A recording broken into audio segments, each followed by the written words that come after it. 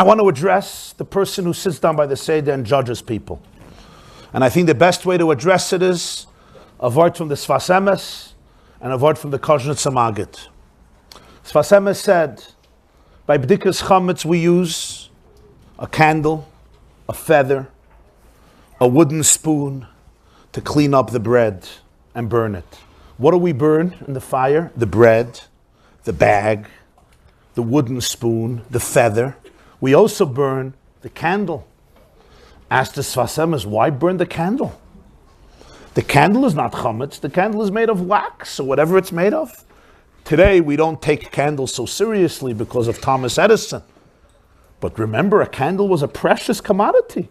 Why take a candle and burn it when it's not chametz? You know what the Sfas Emes says? I have to say it in Yiddish and then I'll translate. He says, Eimitze, was ein ganze Tachlis in Leben ist, zu gefinnen de chametz bei andere, is allein a shtickl chametz. Meaning somebody that his entire objective in life is to find the chametz everywhere, that person himself must be a piece of chametz. The purpose of this candle is to look and look and look and make sure that no chametz gets away. But in every hole and every crevice, he will penetrate under the carpets and under the rocks, and the beams and on the ceilings, and the couches and in the beds, in the cabinets and in the drawers, in the little holes. He will find the chametz in you and in your house. Sagt the Sfas Emes, he himself is a piece of chametz. The story about the Balatanya had a chassid, his name was Reb Shmuel Munkus. Shmuel Munkus was living in a little town, and there was a concept called Magidim. Magidim were preachers who would go from city to city and give sermons, and the objective was to scare the living daylights out of the Jews and have them cry and weep, especially before Rosh Hashanah. So this guy came to a city, and he spoke to the city about how sinful they are, and God hates them, and he's going to destroy them. And they were all weeping and crying, and he was very happy because mission was accomplished. And after the speech, Reb Shmuel Munkus went to visit him at Tzoi Shabbos.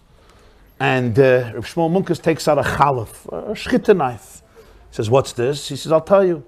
We have a big problem. It's brought in halacha that Erev Rosh Hashanah, you should go pray at Kivrei Tzadikim.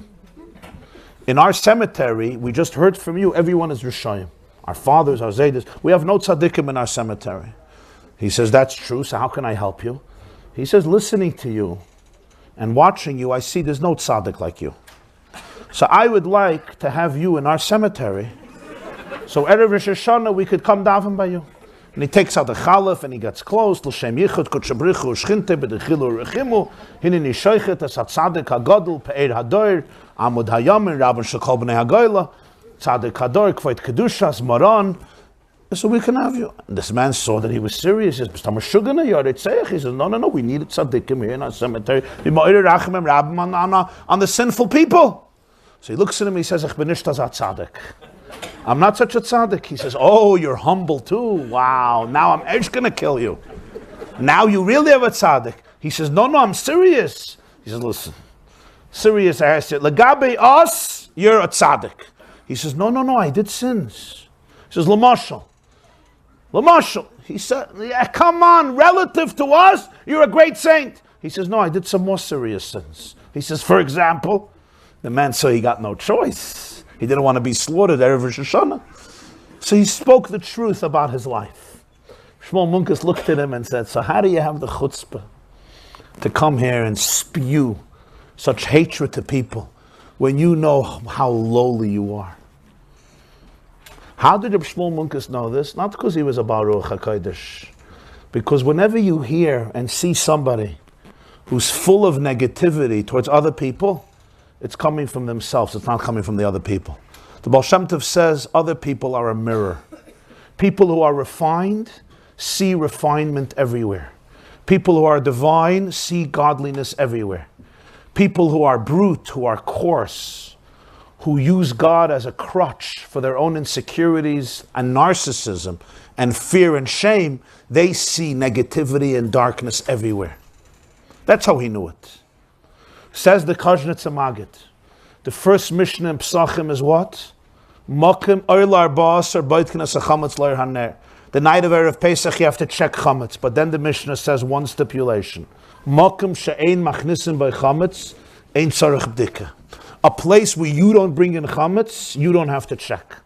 So the Koshitzer Maggid says, isn't it a funny thing that people check the chametz in other people's lives? He said, is that a place where you bring in chametz? If it's a place that you bring in chametz, be baidik. If it's a place that you don't bring in chametz, you don't do bdika there. I can't bring in chametz to your life. I bring in chametz to my life. Makim she'ein machnisim by chametz ein tzarich bdika. Don't do bdikas chametz on other people. There's enough bdikas chametz to do in your own place where you bring in chametz. So I tell you, sit down at the Seder table and remember these two insights. The candle you burnt in the morning already, because his job is to search for chametz. And you are not the person who brings in chametz to other people's lives. Ein tzarich bdika. Let them be boidik their lives. You be boidik your life. Be wholesome in your life. Stop judging people at your table. Don't judge your family. Don't judge guests. Don't judge your spouse. Look at yourself. And even yourself, you have to know how to judge yourself. The opening words of the Mishnah is, Ask the Gemara, my oir. You remember what's oir? For 2 pages, the Gemara goes back and forth trying to figure out, oir means light. So when do you have to be